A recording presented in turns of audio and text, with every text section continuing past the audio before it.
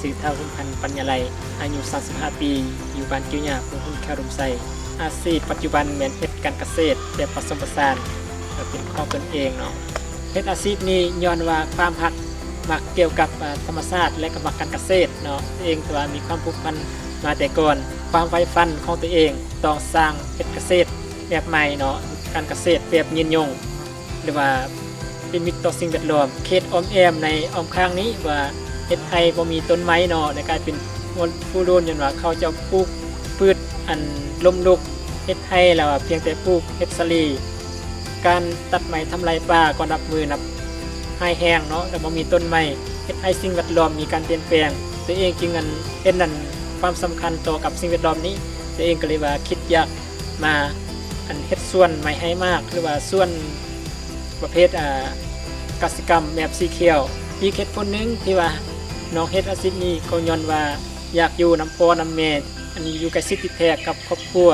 หรือสามารถพาครอบครัวหันเปลี่ยนอาชีพแบบใหม่สิ่งที่ว่าตนเองได้เรียนมาเพื่อประยุกต์ใช้ให้มันเกิดผลประโยชน์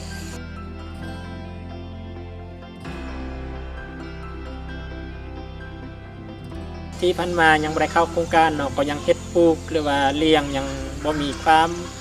กระตือรือร้นเนาะและยังเฮ็ดแบบธรรมชาติปัญหาแล้วก็คือการเข้าถึงการตลาดเนาะแล้วก็เฮ็ดให้ยังบ่มีผลิตภัณฑ์สนองให้เพียงพอกับลูกค้านอกจากนั้นก็ยังขาดเทคนิคเกี่ยวกับการบริหารหรือว่าการจัดการส่วนนี้ขาดเคลื่อนเรื่องการนั้นเฮ็ดให้ผลผลิตบ่ได้รับมาครับผลยังเฮ็ดตามความเลื่องเคยแบบธรรมชาติยังบ่ได้เรียนรู้เกี่ยวกับระบบเทคนิคในการปลูกหรือว่าการระบบการจัดการแบบใหม่ๆจึงเฮ็ดให้แล้วว่าผลผลิตบ่ได้รับมาผลได้เท่าที่ควรอันฮอดปี2024เนาะข้าพเจ้าได้มีโอกาสเข้าร่วมกิจกรรมโครงการบริการส่งเสริมกสิกรรมรอบด้านหรือว่าลูลาสข้าพเจ้าได้เข้าร่วมในหัวข้อระบบการจัดการสวนหลังจากเรียนรู้ระบบการจัดการสวนนั้นเมื่อแล้วข้าพเจ้ายังกลับมาเขียนแผนธุรกิจขอเสนอทุนโครงการก่อสร้างสนุนให้ทุนช่วยเหลือจำนวน19,200,000 กีบเมื่อได้รับต้นทุนมาแล้วเจ้าก็ได้ซื้ออุปกรณ์เส้นก็ได้ซื้อจักรดูดน้ำ1 เครื่องแล้วก็ได้ซื้อพยาง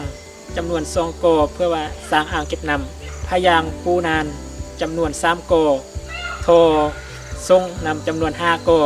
โทน้ำพุ้งจำนวน3 กอและหัวกอกน้ำจำนวน100 หัวซื้อเบียร์ใหม่ให้มาก125 ต้นมูลค่าทั้งหมดเพื่อน้องซื้อแต่ว่าอยู่ในตามแผน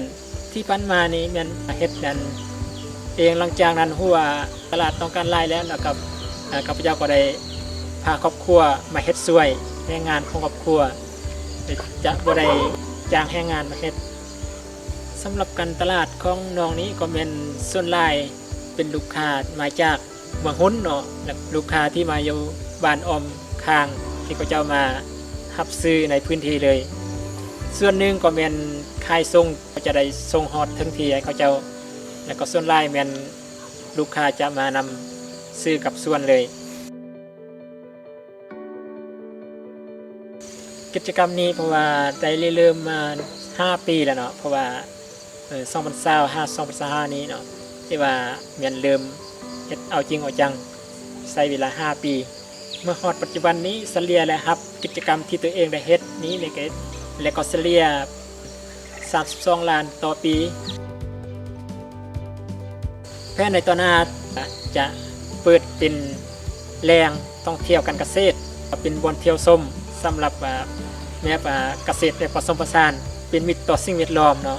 สร้างเป็นศูนย์เพาะพันธุ์เบี้ยใหม่ก็เพื่อว่าสนองอันเบี้ยใหม่ให้มากหรือว่าอันผลิตภัณฑ์เพื่อว่ากระจายในเขตชุมชนให้ทั่วถึงกิจกรรมนี้เนาะก็มีความสะดวกแล้วก็มีข้อยุ่งยากไปเคียงคู่กันเนาะแล้วข้อสะดวกก็คือว่า1มาระบบนำเฮามีความเพียงพอเพราะว่าปัจจุบันนี้ก็ได้สร้างอุ้งน้ำอ่างเก็บน้ำเพื่อว่าสนองระบบการจัดการให้มันเพียงพอต่อกับการผลิตเนาะมีจักรดูดน้ำคือว่าเพื่อมามูลใส่เข้าในกิจกรรมของตัวเองเฮ็ดให้ว่าสะดวกขึ้นเนาะ2มาก็คือว่าดินมีความสมบูรณ์แล้วก็สถานที่เหมาะสมเกี่ยวกับการเฮ็ดกิจกรรมนี้ แล้วปัญหาข้อยุ่งยากเราก็คือปัญหาสิ่งแวดล้อมมีการเปลี่ยนแปลงโดยเฉพาะแม่นเว้าเรื่องสภาพอากาศแห้งแล้งหรือว่าเกิดพยาธิศัตรูพืชเฮ็ดให้ผลผลิตบ่ได้รับมากับผลหรือมีฝนตกบ่ถึกตามฤดูกาลเฮ็ดให้มีการโซะรางของดินเฮ็ดให้การดำเนินกิจกรรมอยากมีข้อยุ่งยากท้ายนี้ก็ขอบใจการนำภาครัฐโดยเฉพาะแม่นคณะบริหารงานสนุมแฝงองค์การบริการส่งเสริมเกษตรกรรมรอบด้านหรือว่าลูลัสที่ได้ให้โอกาสเรียนรู้ในทิศชี้นำแนวทางที่ถูกต้องให้วัยหนุ่มได้มีโอกาสอาชีพที่มั่นคงอยากเรียกร้องให้สนุมวัยหนุ่มผู้ที่ว่าสนใจอยากเรียนรู้และก็สามารถติดต่อได้ทางเบอร์โทรศัพท์59254698หรือ Facebook เป็นสื่อหุ้มพันเป็นภาษาอังกฤษสื่อหุ้มพันปัญญาไลเนาะเพื่อว่าเฮ็ดให้เรียกอาชีพนี้มีความก้าวหน้าขึ้นขอขอบใจ